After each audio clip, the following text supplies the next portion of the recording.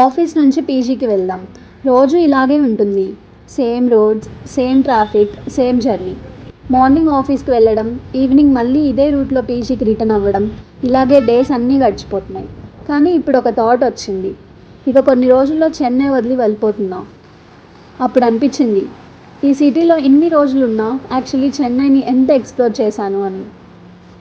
మనం ఒక ప్లేస్లో ఉన్నప్పుడు చిన్న చిన్న థింగ్స్ అన్నీ చాలా నార్మల్గా అనిపిస్తాయి. కానీ అక్కడి నుంచి వెళ్ళిపోయాక అవే మెమరీస్ అయిపోతాయి కదా.